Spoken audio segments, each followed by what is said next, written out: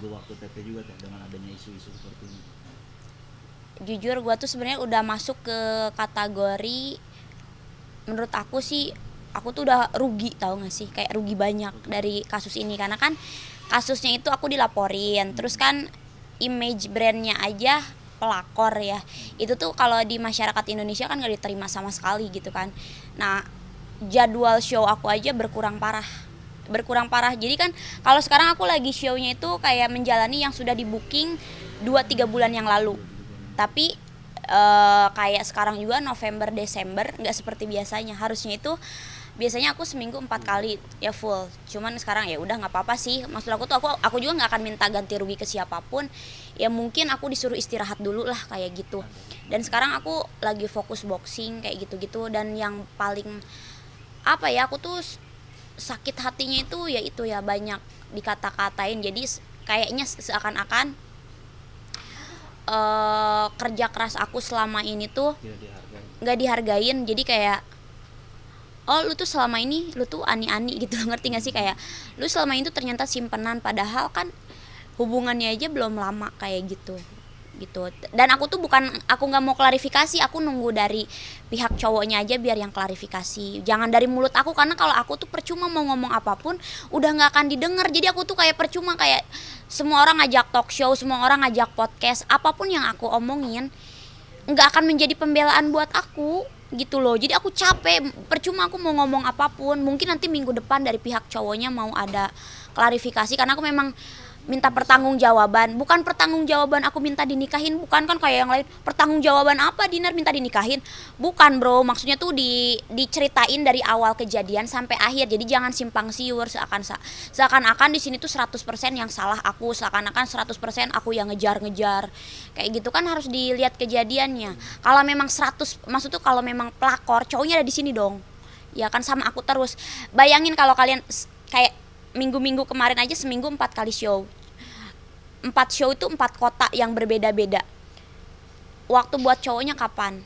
Ya ada, dia menemui aku, aku nggak munafik, aku ada, dia menemui aku. Dan dia, ya maksudnya tuh dia orangnya emang isengan orangnya gitu. Jadi aku pengen masyarakat Indonesia tahu orang itu emang iseng gitu. Tapi teteh sendiri tahu dia sudah berkeluarga gitu? Tidak tahu, dan aku kan dicecar terus, katanya di sosial medianya itu ada foto keluarganya kan. Sementara aku kan ada kemarin kerja di live streaming gitu, itu tuh yang nge-give aku tuh banyak, dan aku tuh nggak detail kayak satu-satu aku liatin profilnya itu, enggak. Kita kan sebagai live streaming aja minimal 4 jam 8 jam, itu kayak di games gitulah, kayak Indonesia lawan Dubai, Indonesia lawan mana gitu.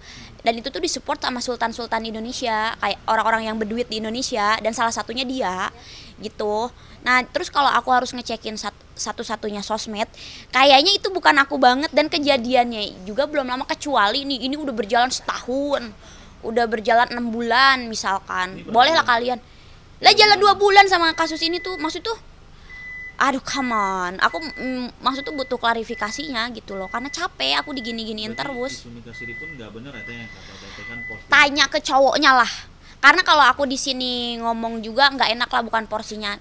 Tanya ke cowoknya. Aku sih udah minta nanti dari keluarga cowoknya buat speak up lah di media. Maksudnya tuh kalau aku yang ngomong juga orang nggak akan percaya.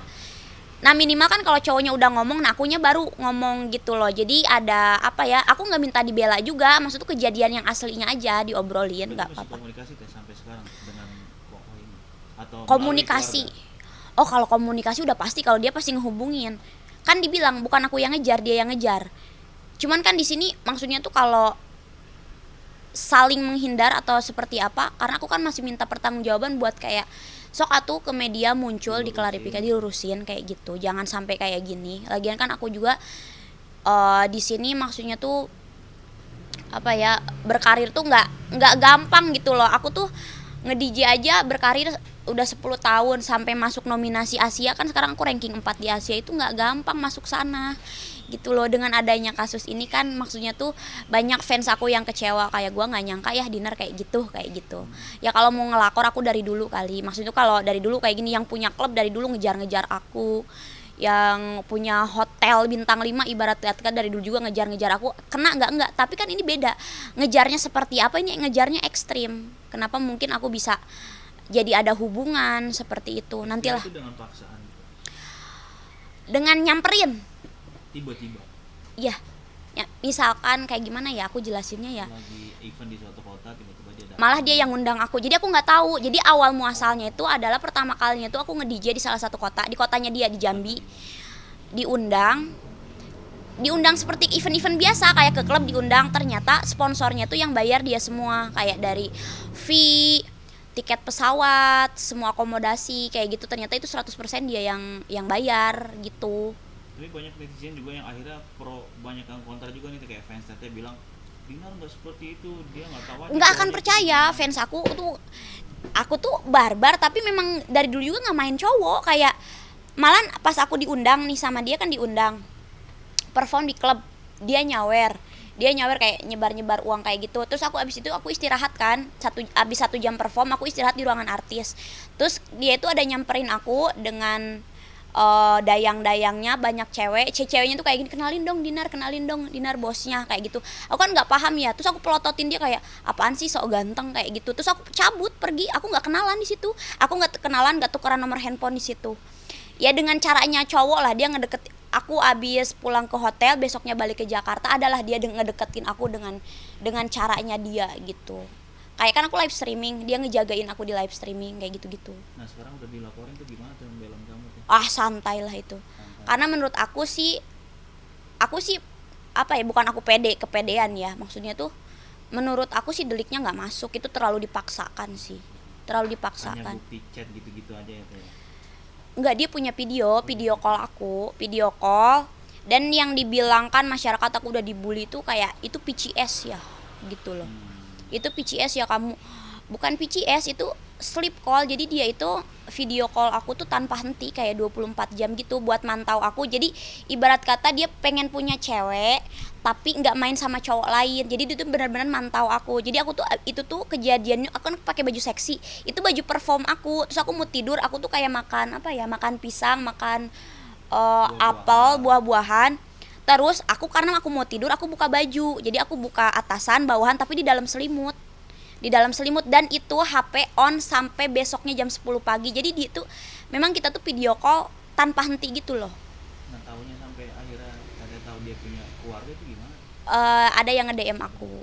Fans juga atau Bukan. orang-orang di sekitar dia? Istrinya dia yang nge-DM. Iya. Terus sampai akhirnya DM sekarang gimana? Enggak, jadi kalau aku sih di DM, aku tuh cuman stuck di kata-kata nggak tahu.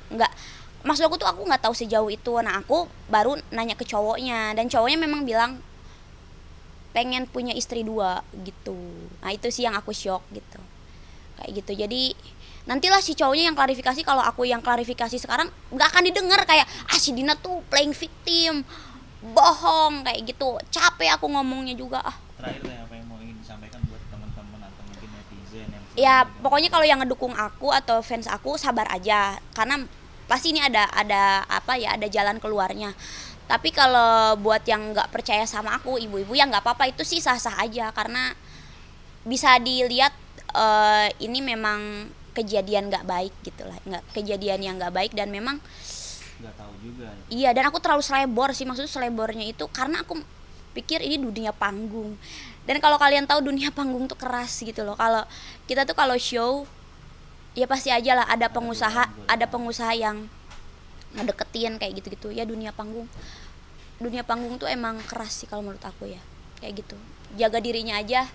Kalau nggak kuat-kuat bahaya juga. Ya kayak maksud tuh kayak kejadian ini, maksudnya tuh ya selebor aja sih akunya gitu. Gitu aja. Ya. Makasih teh.